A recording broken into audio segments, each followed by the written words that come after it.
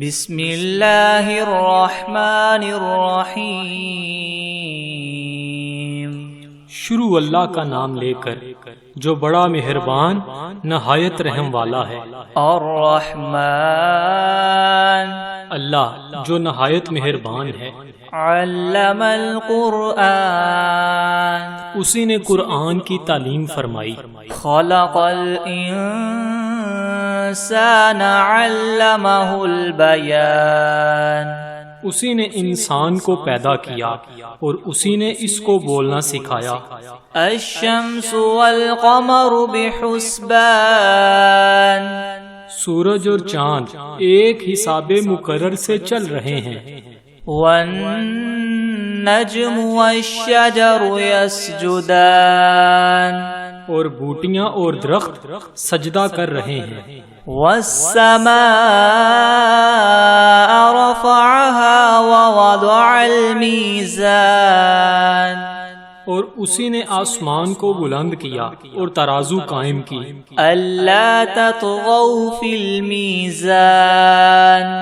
کہ ترازو سے تولنے میں حد سے تجاوز نہ کرو۔ وَأَقِيمُوا الْوَزْنَ بِالْقِسْطِ وَلَا تُخْسِرُوا الْمِيزَانَ، اور انصاف کے ساتھ ٹھیک تولو اور تول کم مت کرو۔ وَالْأَرْضَ وَضَعَهَا لِلْأَنَامِ، اور اسی نے خلقت کے لیے زمین بچھائی۔ فِيهَا فَاكِهَةٌ وَالنَّخْلُ ذَاتُ الْأَكْمَامِ، اس میں میوے اور کھجور کے درخت ہیں جن کے خوشوں پر غلاف ہوتے ہیں۔ وَالْحَبُّ ذُو الْعَصْفِ وَالرَّيْحَانِ، اور اناج جس کے ساتھ بس ہوتا ہے اور خوشبودار پھول۔ فَبِأَيِّ آلَاءِ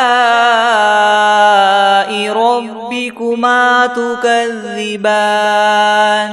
تو اے گروہ جن و انس، تم اپنے پروردگار کی کون کون سی نعمت کو جٹلاؤ گے؟ خَلَقَ الْإِنسَانَ مِنْ صَلْصَالٍ كَالْفَخَّارِ، اسی نے انسان کو ٹھیکرے کی طرح کھنکھناتی ہوئی مٹی سے بنایا۔ وَخَلَقَ الْجَانَّ مِن مَّارِجٍ مِّن نَّارٍ، اور جنات کو آگ کے شعلے سے پیدا کیا۔ فَبِأَيِّ آلَاءِ رَبِّكُمَا تُكَذِّبَانِ، تو تم اپنے پروردگار کی کون کون سی نعمت کو جٹلاؤ گے؟ رب المشرقین ورب المغربین، وہی دونوں مشرقوں اور دونوں مغربوں کا مالک ہے۔ فَبِأَيِّ آلَاءِ رَبِّكُمَا تُكَذِّبَانِ، تو تم اپنے پروردگار کی کون کون سی نعمت کو جٹلاؤ گے؟ مرج البحرین یلتقیان، اسی نے دو دریا رواں کیے جو آپس میں ملتے ہیں۔ بینہما برزخ لا یبغیان، دونوں میں ایک آڑ ہے، اس سے تجاوز نہیں کر سکتے۔ فَبِأَيِّ آلَاءِ رَبِّكُمَا تُكَذِّبَانِ، تو تم اپنے پروردگار کی کون کون سی نعمت کو جٹلاؤ گے؟ یخرج منہما اللؤلؤ والمرجان، دونوں دریاؤں سے موتی اور مونگے نکلتے ہیں۔ فَبِأَيِّ آلَاءِ رَبِّكُمَا تُكَذِّبَانِ، تو تم اپنے پروردگار کی کون کون سی نعمت کو جٹلاؤ گے؟ وَلَهُ الْجَوَارِ الْمُنشَآتُ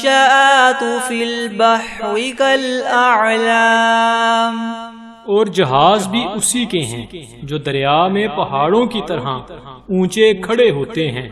فَبِأَيِّ آلَاءِ رَبِّكُمَا تُكَذِّبَانِ،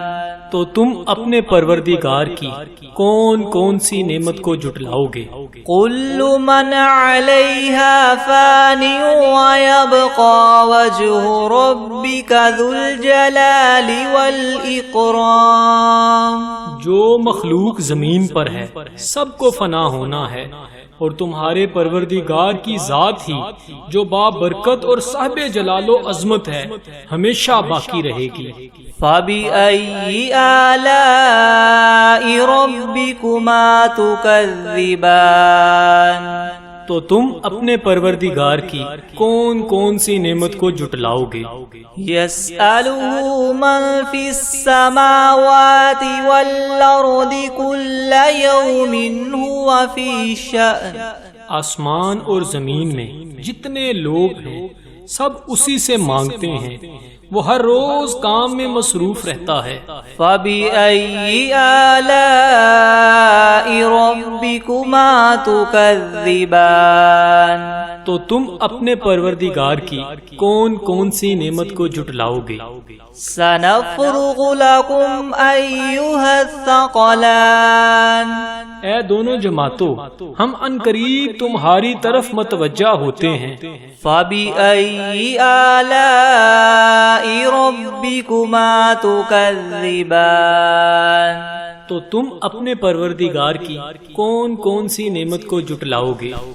یا معشر الجن والانس ان استطعتم ان تنفذوا من اقطار السماوات والارض فانفذوا لا تنفذون الا بسلطان۔ اے گروہ جن و انس، اگر تمہیں قدرت ہو کہ آسمان اور زمین کے کناروں سے نکل جاؤ تو نکل جاؤ، اور زور کے سوا تم نکل سکنے ہی کے نہیں۔ فَبِأَيِّ آلَاءِ رَبِّكُمَا تُكَذِّبَانِ، تو تم اپنے پروردگار کی کون کون سی نعمت کو جھٹلاؤ گے؟ يُرْسَلُ عَلَيْكُمَا شُوَاظٌ مِّن نَّارٍ وَنُحَاسٌ فَلَا تَنتَصِرَانِ، تم پر آگ کے شعلے اور دھواں چھوڑ دیا جائے گا تو پھر تم مقابلہ نہ کر سکو گے۔ فَبِأَيِّ آلَاءِ رَبِّكُمَا تُكَذِّبَانِ، تو تم اپنے پروردگار کی کون کون سی نعمت کو جھٹلاؤ گے؟ فَإِذَا انشَقَّتِ السَّمَاءُ فَكَانَتْ وَرْدَةً كَالدِّهَانِ، پھر جب آسمان پھٹ کر تیل کی تلچھٹ کی طرح گلابی ہو جائے گا تو وہ کیسا ہولناک دن ہوگا۔ فَبِأَيِّ آلَاءِ رَبِّكُمَا تُكَذِّبَانِ، تو تم اپنے پروردگار کی کون کون سی نعمت کو جھٹلاؤ گے؟ فَيَوْمَئِذٍ لَا يُسْأَلُ عَنْ ذَنبِهِ إِنسٌ وَلَا جَانٌ، اس روز نہ تو کسی انسان سے اس کے گناہوں کے بارے میں پرسش کی جائے گی اور نہ ہی کسی جن سے۔ فَبِأَيِّ آلَاءِ رَبِّكُمَا تُكَذِّبَانِ، تو تم اپنے پروردگار کی کون کون سی نعمت کو جھٹلاؤ گے؟ يُعْرَفُ الْمُجْرِمُونَ بِسِيمَاهُمْ فَيُؤْخَذُ بِالنَّوَاصِي وَالْأَقْدَامِ، گناہگار اپنے چہرے ہی سے پہچان لیے جائیں گے تو پیشانی کے بالوں اور پاؤں سے پکڑ لیے جائیں گے۔ فَبِأَيِّ آلَاءِ رَبِّكُمَا تُكَذِّبَانِ، تو تم اپنے پروردگار کی کون کون سی نعمت کو جھٹلاؤ گے؟ هَذِهِ جَهَنَّمُ الَّتِي يُكَذِّبُ بِهَا الْمُجْرِمُونَ، یہی وہ جہنم ہے جسے گناہگار لوگ جھٹلاتے تھے۔ يَطُوفُونَ بَيْنَهَا وَبَيْنَ حَمِيمٍ آن، وہ دوزخ اور کھولتے ہوئے گرم پانی کے درمیان گھومتے پھریں گے۔ فَبِأَيِّ آلَاءِ رَبِّكُمَا تُكَذِّبَانِ، تو تم اپنے پروردگار کی کون کون سی نعمت کو جھٹلاؤ گے؟ وَلِمَنْ خَافَ مَقَامَ رَبِّهِ جَنَّتَانِ، اور جو شخص اپنے پروردگار کے سامنے کھڑا ہونے سے ڈرا اس کے لیے 2 باغ ہیں۔ فَبِأَيِّ آلَاءِ رَبِّكُمَا تُكَذِّبَانِ تو تم اپنے پروردگار کی کون کون سی نعمت کو جھٹلاؤ گے؟ ذَوَاتَا أَفْنَانٍ ان دونوں میں بہت سی شاخیں ہیں۔ فَبِأَيِّ آلَاءِ رَبِّكُمَا تُكَذِّبَانِ تو تم اپنے پروردگار کی کون کون سی نعمت کو جھٹلاؤ گے؟ فِيهِمَا عَيْنَانِ تَجْرِيَانِ ان میں 2 چشمے بہہ رہے ہیں۔ فَبِأَيِّ آلَاءِ رَبِّكُمَا تُكَذِّبَانِ تو تم اپنے پروردگار کی کون کون سی نعمت کو جھٹلاؤ گے؟ فِيهِمَا مِن كُلِّ فَاكِهَةٍ زَوْجَانِ ان میں سب میوے 2 قسم کے ہیں۔ فَبِأَيِّ آلَاءِ رَبِّكُمَا تُكَذِّبَانِ تو تم اپنے پروردگار کی کون کون سی نعمت کو جھٹلاؤ گے؟ متكئين على فرش بطائنها من استبرق وجنى الجنتين دان اہل جنت ایسے بچھونوں پر جن کے استر اطلس کے ہیں تکیہ لگائے ہوئے ہوں گے اور دونوں باغوں کے میوے قریب قریب جھک رہے ہیں۔ فَبِأَيِّ آلَاءِ رَبِّكُمَا تُكَذِّبَانِ تو تم اپنے پروردگار کی کون کون سی نعمت کو جھٹلاؤ گے؟ فِيهِنَّ قَاصِرَاتُ الطَّرْفِ لَمْ يَطْمِثْهُنَّ إِنسٌ قَبْلَهُمْ وَلَا جَانٌّ ان میں نیچی نگاہ والی عورتیں ہیں جن کو اہل جنت سے پہلے نہ کسی انسان نے ہاتھ لگایا اور نہ ہی کسی جن نے۔ فَبِأَيِّ آلَاءِ رَبِّكُمَا تُكَذِّبَانِ تو تم اپنے پروردگار کی کون کون سی نعمت کو جھٹلاؤ گے؟ كَأَنَّهُنَّ الْيَاقُوتُ وَالْمَرْجَانُ گویا وہ یاقوت اور مرجان ہیں۔ فَبِأَيِّ آلَاءِ رَبِّكُمَا تُكَذِّبَانِ تو تم اپنے پروردگار کی کون کون سی نعمت کو جھٹلاؤ گے؟ هَلْ جَزَاءُ الْإِحْسَانِ إِلَّا الْإِحْسَانُ نیکی کا بدلہ نیکی کے سوا کچھ نہیں ہے۔ فَبِأَيِّ آلَاءِ رَبِّكُمَا تُكَذِّبَانِ تو تم اپنے پروردگار کی کون کون سی نعمت کو جھٹلاؤ گے؟ وَمِن دُونِهِمَا جَنَّتَانِ اور ان باغوں کے علاوہ 2 باغ اور ہیں۔ فَبِأَيِّ آلَاءِ رَبِّكُمَا تُكَذِّبَانِ تو تم اپنے پروردگار کی کون کون سی نعمت کو جھٹلاؤ گے؟ مُدْهَامَّتَانِ دونوں خوب گہرے سرسبز۔ فَبِأَيِّ آلَاءِ رَبِّكُمَا تُكَذِّبَانِ تو تم اپنے پروردگار کی کون کون سی نعمت کو جھٹلاؤ گے؟ فِيهِمَا عَيْنَانِ نَضَّاخَتَانِ ان میں 2 چشمے ابل رہے ہیں۔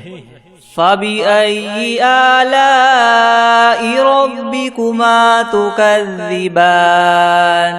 تو تم اپنے پروردگار کی کون کون سی نعمت کو جھٹلاؤ گے؟ فِيهِمَا فَاكِهَةٌ وَنَخْلٌ وَرُمَّانٌ ان میں میوے اور کھجوریں اور انار ہیں۔ فَبِأَيِّ آلَاءِ رَبِّكُمَا تُكَذِّبَانِ تو تم اپنے پروردگار کی کون کون سی نعمت کو جھٹلاؤ گے؟ فِيهِنَّ خَيْرَاتٌ حِسَانٌ इनमें नेक सीरत और खूबसूरत औरतें हैं। फबिअय्यि आलाइ रब्बिकुमा तुकज़्ज़िबान, तो तुम अपने परवरदिगार की कौन कौन सी नेमत को जुटलाओगे? हूरुम मक़सूरातुन फिल ख़ियाम, वो हूरें हैं जो खैमों में मस्तूर हैं। फबिअय्यि आलाइ रब्बिकुमा तुकज़्ज़िबान, तो तुम अपने परवरदिगार की कौन कौन सी नेमत को जुटलाओगे? लम यतमिथहुन्न इंसुन क़ब्लहुम वला जान, इनको अहले जन्नत से पहले ना किसी इंसान ने हाथ लगाया और ना किसी जिन ने। फबिअय्यि आलाइ रब्बिकुमा तुकज़्ज़िबान, तो तुम अपने परवरदिगार की कौन कौन सी नेमत को जुटलाओगे? मुत्तकीईन अला रफ़रफ़िन ख़ुदरिन व अबक़रिय्यिन हिसान, सब्ज कलीनों और नफीस मसनदों पर तकिया लगाए बैठे होंगे। फबिअय्यि आलाइ रब्बिकुमा तुकज़्ज़िबान, तो तुम अपने परवरदिगार की कौन कौन सी नेमत को जुटलाओगे? तबारकस्मु रब्बिका ज़िल जलाली वल इकराम, ए मुहम्मद सल्लल्लाहु अलैहि वसल्लम, तुम्हारा परवरदिगार जो साहिबे जलालो अज़मत है, उसका नाम बड़ा बाबरकत है। बिस्मिल्लाहिर्रहमानिर्रहीम, अर्रहमान अल्लमल क़ुरआन ख़लक़ल इंसान अल्लमहुल बयान, अश्शम्सु वल क़मरु बिहुस्बानिन वन नज्मु वश्शजरु यस्जुदान, वस्समाअ रफ़अहा व वदअल मीज़ान, अल्ला ततग़ौ फ़िल मीज़ान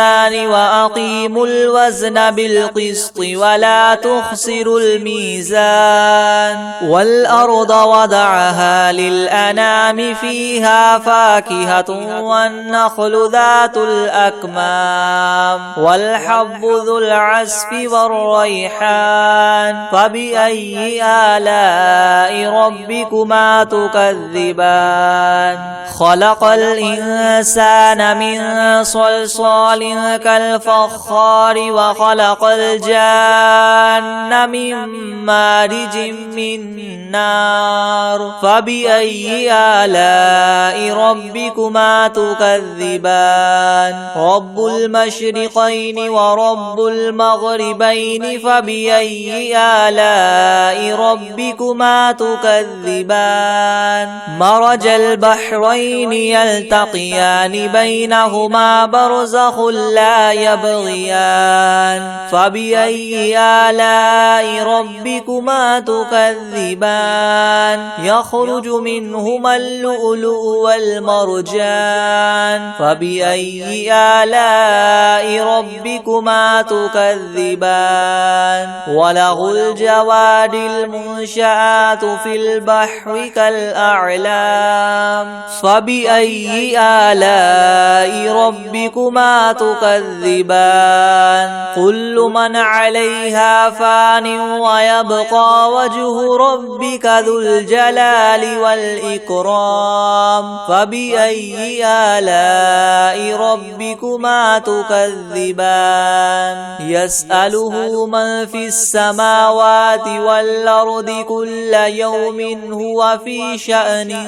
फ़बिअय्यि आलाइ रब्बिकुमा तुकज़्ज़िबान, सनफ़्रुग़ु लकुम अय्युहस्सक़लानि, फ़बिअय्यि आलाइ रब्बिकुमा तुकज़्ज़िबान, या मअशरल जिन्नि वल इंसि इन इस्ततअतुम अन तन्फुज़ू मिन अक़तारिस समावाति वल अर्दि फन्फुज़ू ला तन्फुज़ून इल्ला बिसुल्तान, फ़बिअय्यि आलाइ آلاء ربكما تكذبان يرسل عليكما شواظ من نار ونحاس فلا تنتصران فبأي آلاء ربكما تكذبان فإذا انشقت السماء فكانت وردة كالدهان فبأي آلاء ربكما تكذبان فيومئذ لا يسأل عن ذنبه إنس ولا جان فبأي آلاء ربكما تكذبان يعرف المجرمون بسيماهم فيؤخذ بالنواصي والأقدام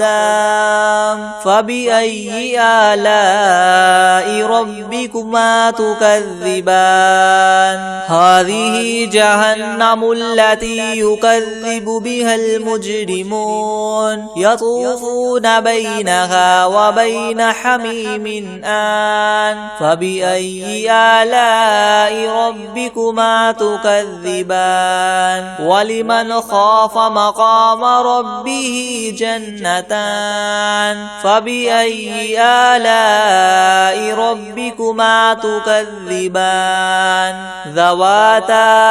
أفنان فبأي آلاء ربكما تكذبان فيهما عينان تجريان فبأي آلاء ربكما تكذبان فيهما من كل فاكهة زوجان فبأي آلاء ربكما تكذبان متكئين على فرش بطائنها من استبرق وجنى الجنتين دان فبأي آلاء ربكما تكذبان فيهن قاصرات الطرف لم يطمثهن إنس قبلهم ولا جان فبأي آلاء ربكما تكذبان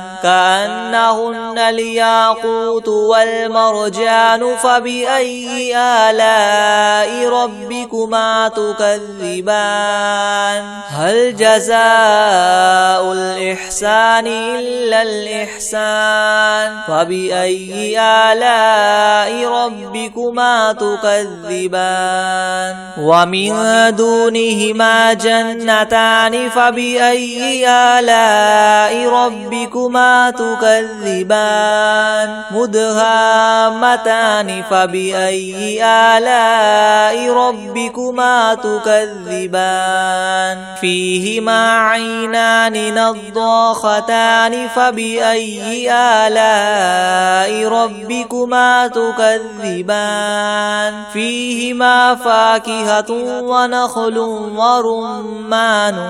فبأي آلاء ربكما تكذبان فيهن خيرات حسان فبأي آلاء ربكما تكذبان حور مقصورات في الخيام فبأي آلاء ربكما تكذبان لم يطمثهن إنس قبلهم ولا جان فبأي آلاء ربكما تكذبان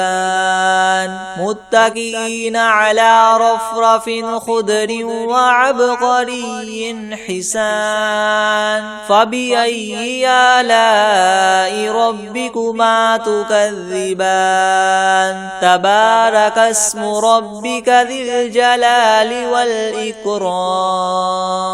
بسم الله الرحمن الرحيم عما يتساءلون عن النبأ العظيم الذي هم فيه مختلفون كلا سيعلمون ثم كلا سيعلمون ألم نجعل الأرض مهادا والجبال أوتادا وخلقناكم أزواجا وجعلنا نومكم سباتا وجعلنا الليل لباسا وجعلنا النهار معاشا وبنينا فوقكم سبعا شدادا وجعلنا سراجا وهاجا وأنزلنا من المعصرات ماء ثجاجا لنخرج به حبا ونباتا وجنات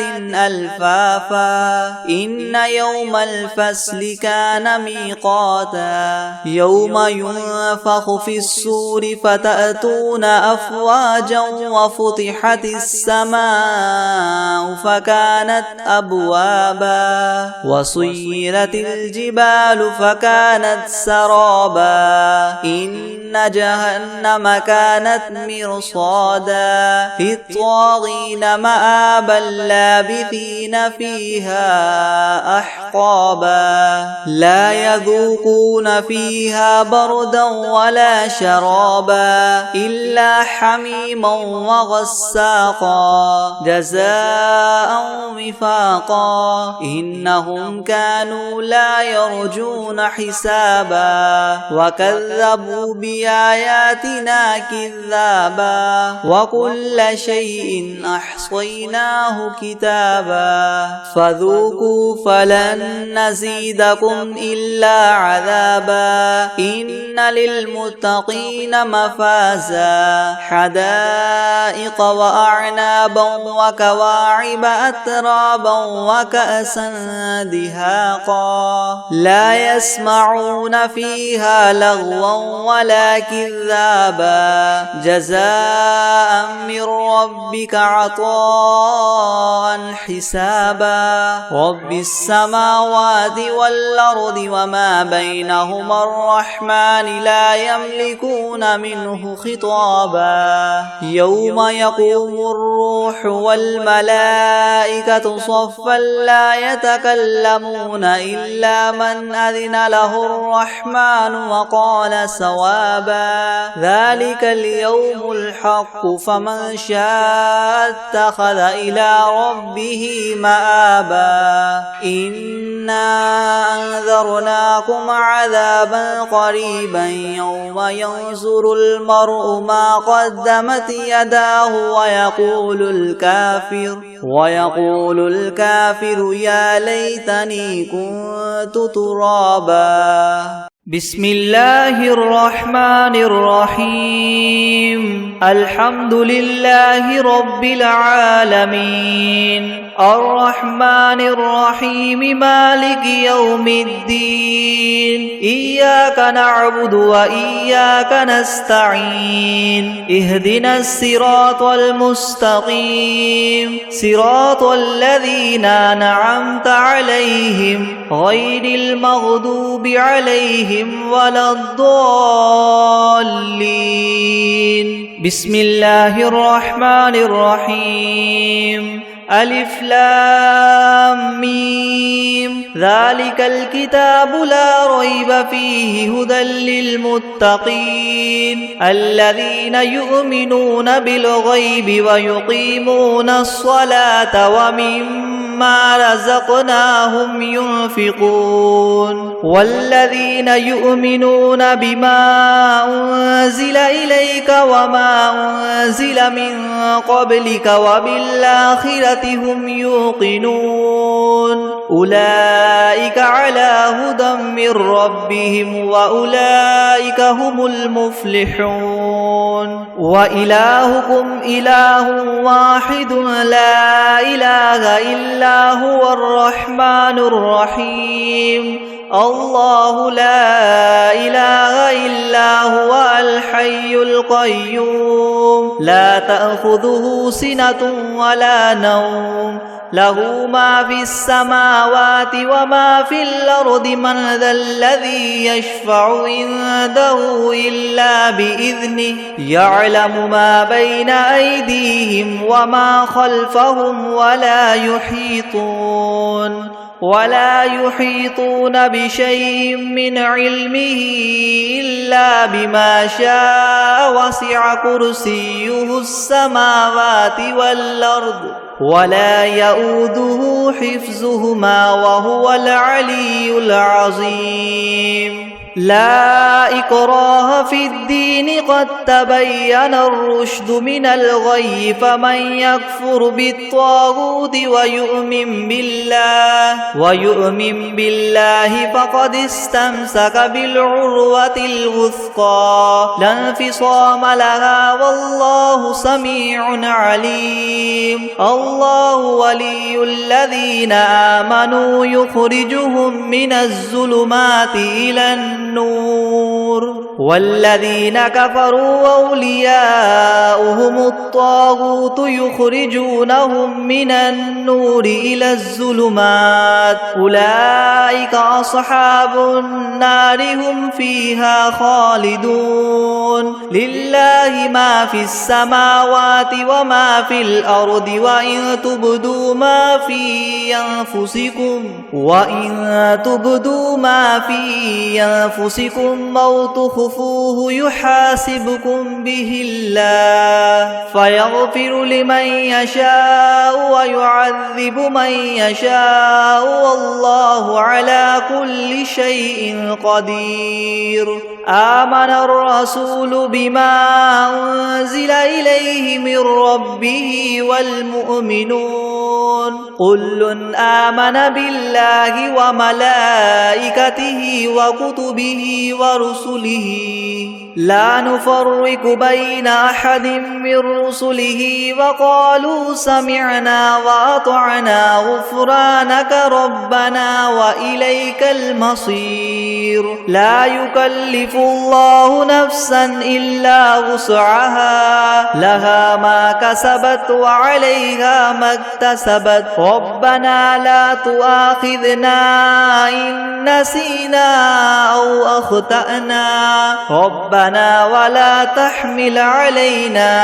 إسرا كما حملته على الذين من قبلنا ربنا ولا تحملنا ما لا طاقة لنا به واعف عنا واغفر لنا وارحمنا أنت مولانا فانصرنا على القوم الكافرين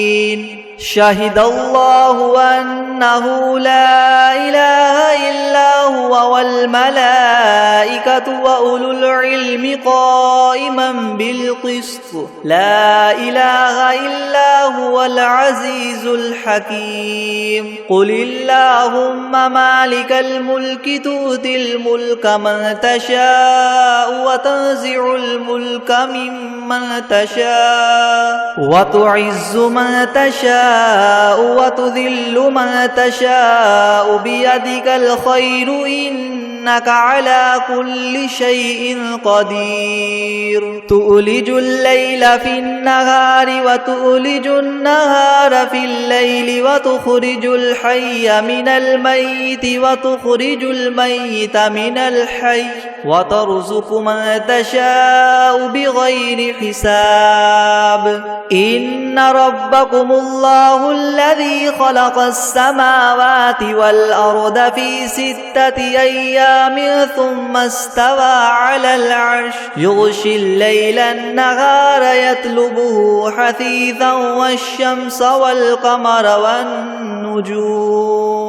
حثيثا والشمس والقمر والنجوم مسخرات بأمره ألا له الخلق والأمر تبارك الله رب العالمين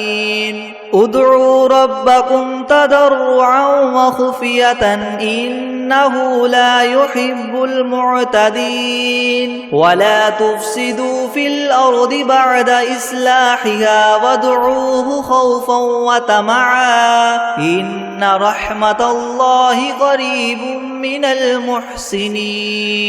قل ادعوا الله أو ادعوا الرحمن أيما تدعوا فله الأسماء الحسنى ولا تجهر بصلاتك ولا تخافت بها وابتغ بين ذلك سبيلا وقل الحمد لله الذي لم يتخذ ولدا ولم يكن له شريك في الملك ولم يكن له ولي من الذل وكبره تكبيرا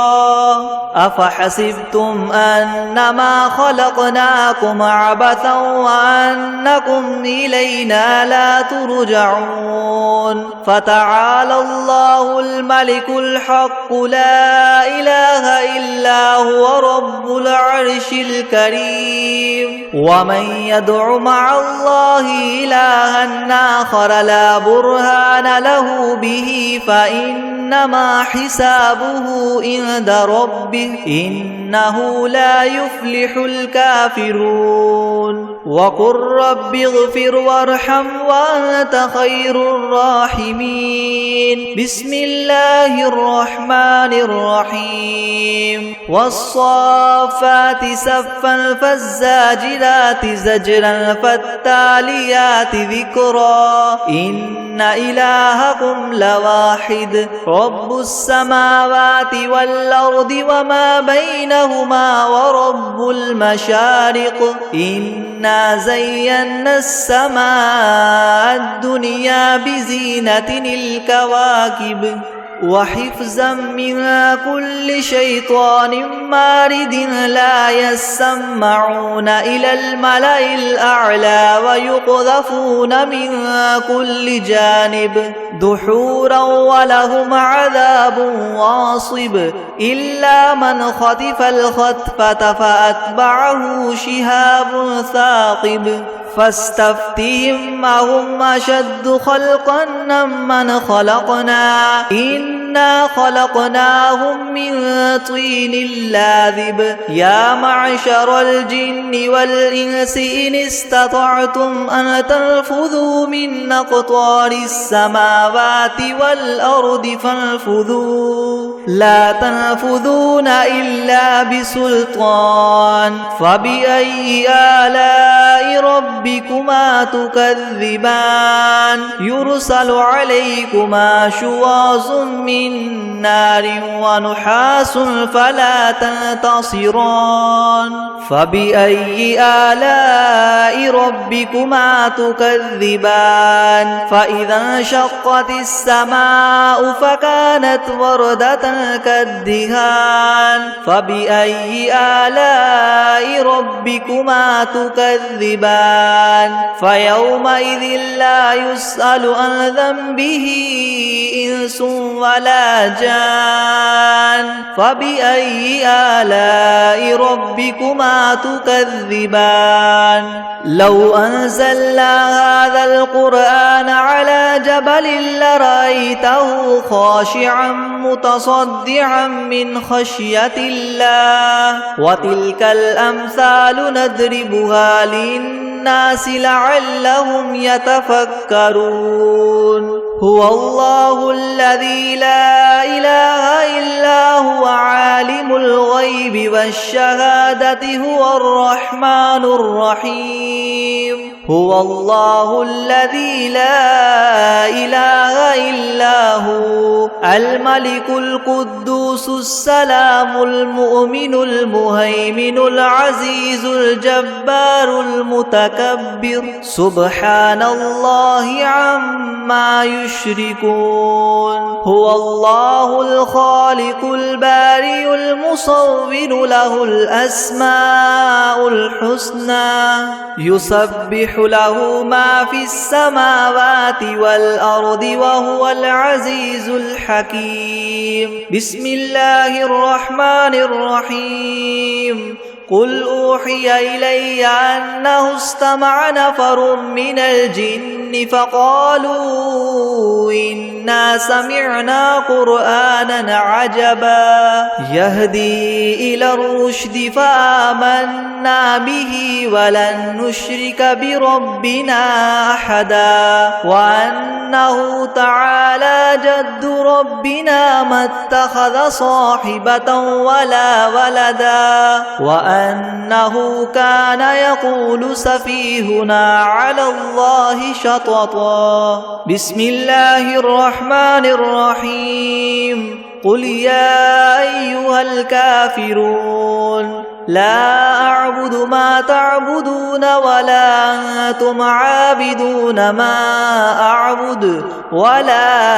أنا عابد ما عبدتم ولا أنتم عابدون ما أعبد لكم دينكم ولي دين بسم الله الرحمن الرحيم قل هو الله أحد الله الصمد لم يلد ولم يولد ولم يكن له كفوا أحد بسم الله الرحمن الرحيم قل أعوذ برب الفلق من شر ما خلق ومن شر غاسق إذا وقب ومن شر النفاثات في العقد ومن شر حاسد إذا حسد بسم الله الرحمن الرحيم قل أعوذ برب الناس ملك الناس إله الناس من شر الوسواس الخناس الذي يوسوس في صدور الناس من الجنة والناس